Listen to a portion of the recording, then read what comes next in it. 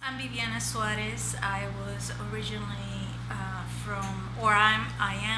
from Puerto Rico. I was born and raised there, and came to Chicago 34 years ago to go to school at the Art Institute, where I got both my BFA and my MFA.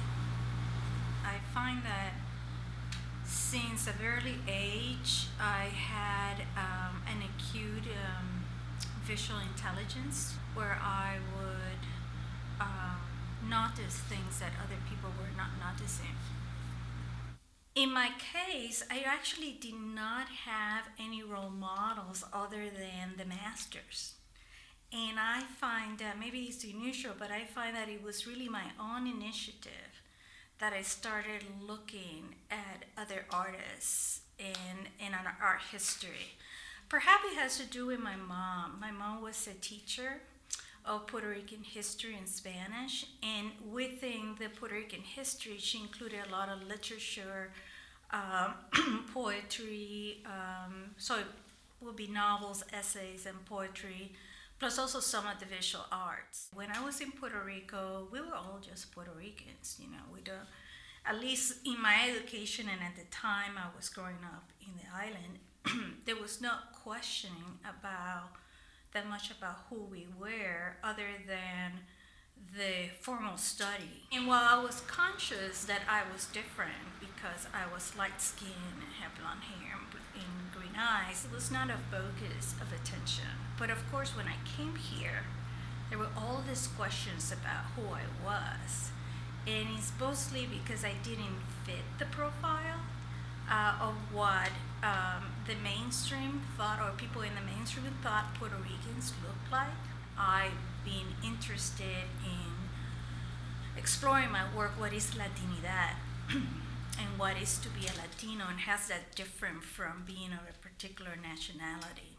I started looking at women and how the image and position of the Latina woman is marketed, is shown.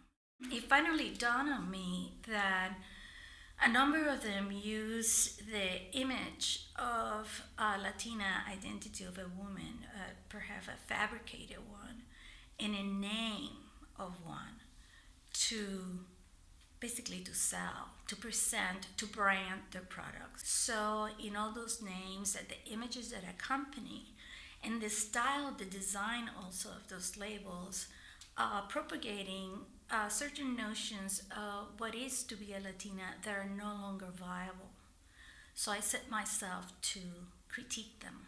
I had started that work here at Racto. I have done some research before coming here, have interviewed other Latinas, have had them come to my studio. I drawn them and document them, and I'm using their images to create new alternatives for of what a Latina is that is more accurate.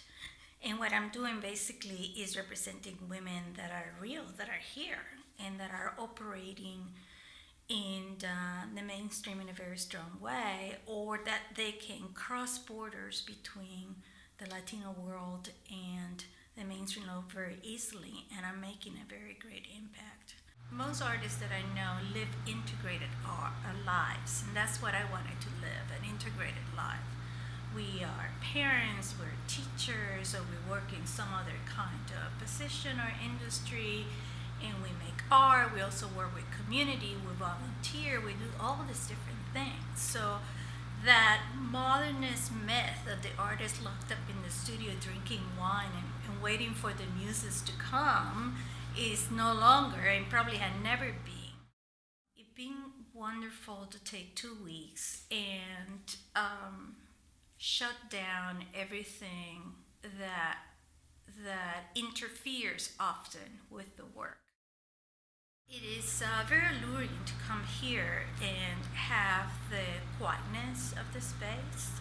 Ractal is a beautiful environment to begin with.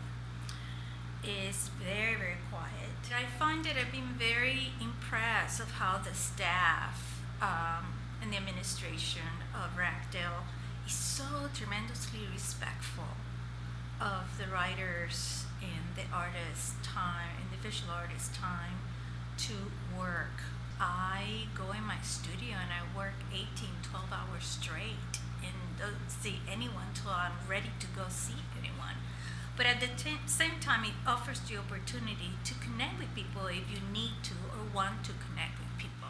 But after dinner, I find that that is usually the time that people then begin to talk about. There's, at least with this group that I've been in, there's this reporting of the day that happens at dinner. Okay, then, and how much did you get done today? You know, and we all talk about how much or what, if we had a challenge, what that was, and often we end up then inviting each other into our space to either read a poem and give feedback, or come look at the paintings and give feedback, and I think that's really wonderful.